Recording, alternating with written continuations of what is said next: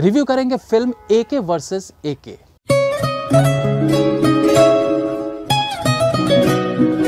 अनुराग कश्यप का नाम एक लेखक के तौर पर या फिल्म डायरेक्टर के तौर पर, इवन प्रोड्यूसर के तौर पर भी किसी फिल्म से जुड़ता है तो समझ लीजिए कि फिल्म आम फिल्मों जैसी तो नहीं होगी।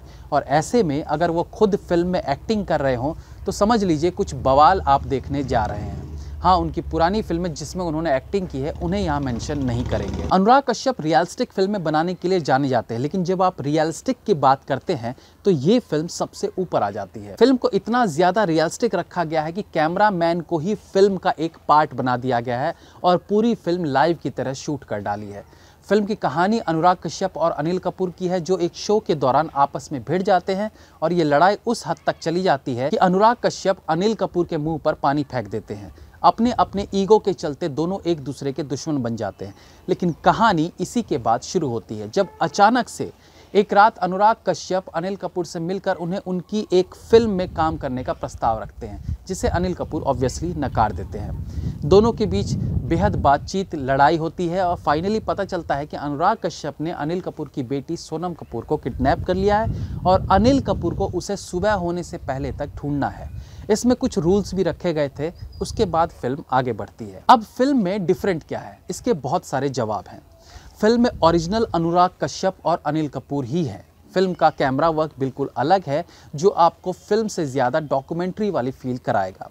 एक कैमरे का लगातार एक्टर्स को फॉलो करना, वो भी पूरी फिल्म में, वो आपको किसी और फिल्म में देखने को नहीं मिला होगा। फिल्म में जिस प्रकार से पात्र जुड़ते हैं और वो बातें करते हैं वो एकदम रियल रखा गया है, जहां ऐसा भी फील नहीं होता कि फिल्म की डबिंग की गई है। एक्टर्स की आवाज़ के साथ साथ बाहर की आवाज़ें भी साफ साफ सुनने को मिलती है, लेकिन ये चीज़ इतनी बारीकी से की गई है कि ऐसा फील नहीं होगा कि रियल में भी बिना डबिंग या बिना साउंड आउटपुट के फिल्म बनाई गई हो। कई सारे ऐसे सीन्स हैं जिन्हें देखकर लगता है कि इन्हें अनिल कपूर और अनुराग कश्यप ने बिना किसी प्लानिंग के शूट किया है। जैसे अनिल कपूर का टैक्सी ड्राइवर से बात करना, उनका अनिल कपूर के साथ सेल्फी लेना, ये सब सीन्स ऐसे लगते हैं जैसे कैमरा दिखाए बिना ही अनिल कपूर को रियल में ही सड़क पर उन सब से बात करने के लिए भेज दिया गया हो, जिसे चुपचाप शूट किया गया हो।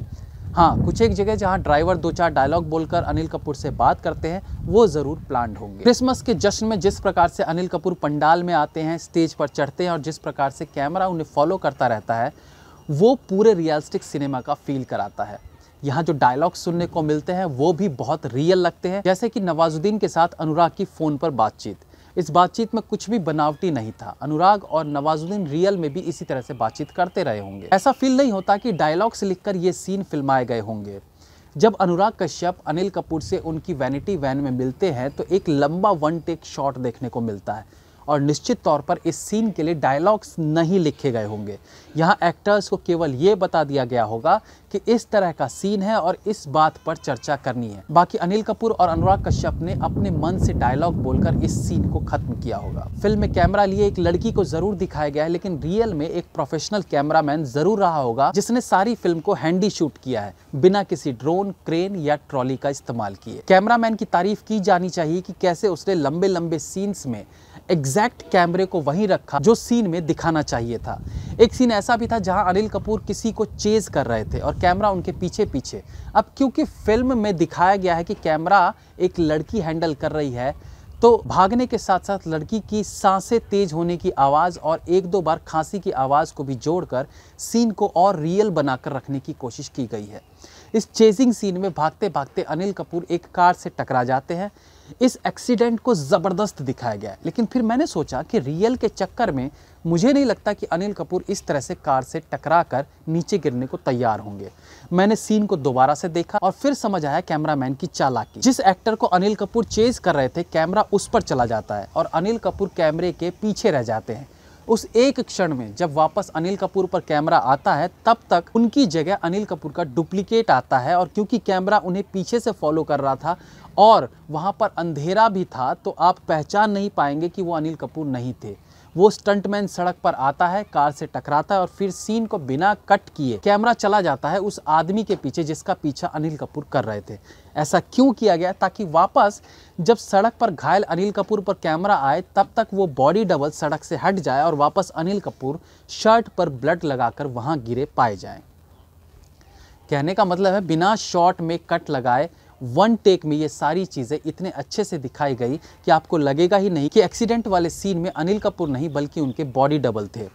फिल्म को इतना रियल रखा गया है कि बोनी कपूर के सीन्स में वो जिस प्रकार से रिएक्ट करते हैं, कैमरा बंद करने की बात करते हैं, उससे लगता ही नहीं कि किसी फिल्म की शूटिंग चल रही है। हालांकि ये सब कुछ प्लान्ड था।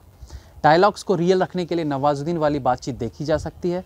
इतना ही नहीं, एक जगह अनुराग ये तक बोलते हैं कि उनके माँ बाप को भक्तों से धमकी मिली है। जो लोग अनुराग कश्यप को सोशल मीडिया पर जानते हैं वो इन चीज़ों को समझ सकते हैं कि वो भक्त किन्हें कह रहे हैं।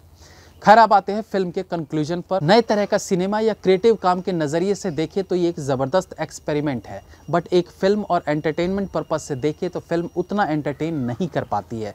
फिल्म में क्लाइमैक्स से पहले ही आपको सस्पेंस खुद ब खुद पता चल जाएगा कि ये सब कुछ कैसे हो रहा है और इसका असली रहस्य क्या है, कल्प्रिट कौन है।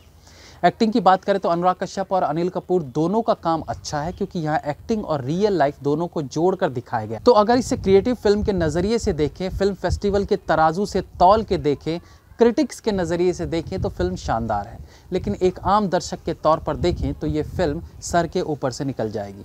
मेरी तरफ से फिल्म को 3 stars. Have a nice day.